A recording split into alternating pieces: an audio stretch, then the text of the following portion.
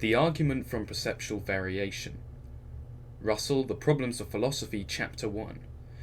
A little reflection suggests that what we perceive isn't quite the same as what is out there.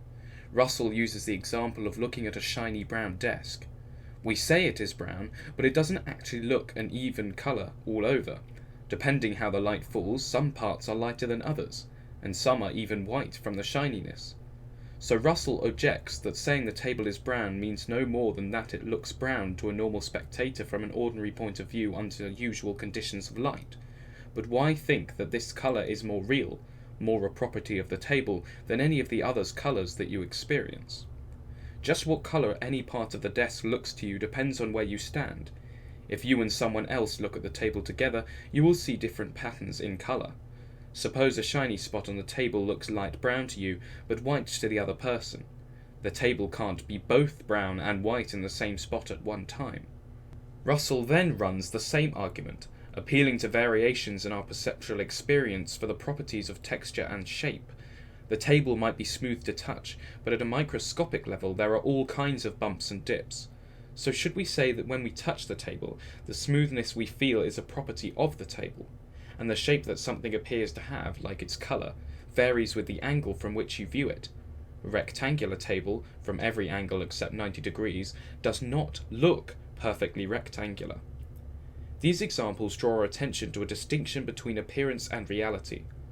Obviously, much of the time we talk as though things are just as they seem, but clearly we also distinguish between appearance and reality, and Russell remarks that having any skill as a painter requires that one does. All this perceptual variation causes a real problem for the direct realist. The direct realist says I perceive physical objects and their properties, in this case the desk, directly as they are. Another way of putting this is to say that the immediate object of perception is the physical object itself. The argument from perceptual variation runs like this. 1. There are variations in perception. 2. Our perception varies without corresponding changes in the physical object we perceive. For instance, the desk remains rectangular even as the way it looks to me changes as I look at it from different angles. 3. Therefore, the properties physical objects have and the properties they appear to have are not identical. 4. Therefore, what we are immediately aware of in perception is not exactly the same as what exists independently of our minds. 5. Therefore, we do not perceive physical objects directly. We now need a name for talking about what we are immediately aware of in perception, e.g. the colour and shape of the desk as I see it now. Russell calls these sense data, singular sense datum.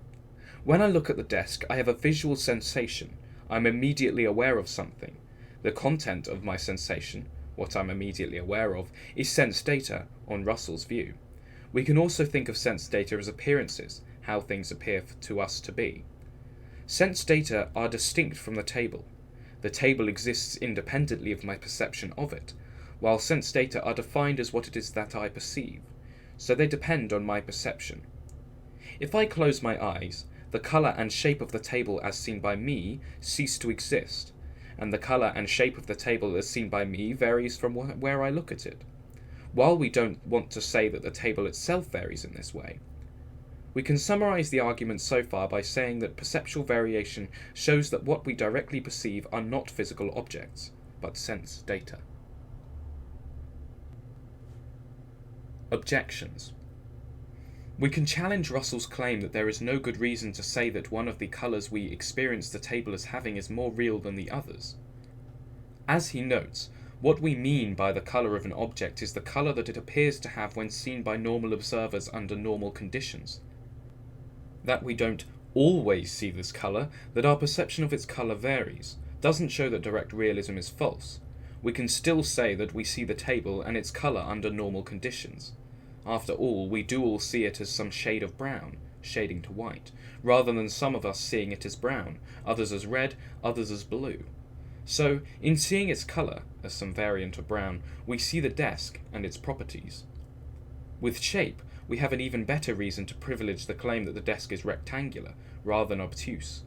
We can use its shape to perform various actions, like getting it through a narrow doorway, which will only succeed if it is rectangular and not obtuse.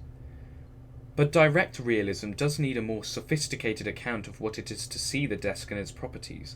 In perception, we can be aware of a range of properties, some of which the object has independent of our minds, and some of which it has in relation to being perceived. For instance, a rectangular desk has the property of looking obtuse.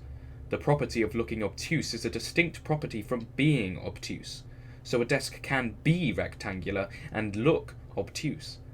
The property of looking obtuse is a relational property, in this case, a property the desk has in relation to being seen.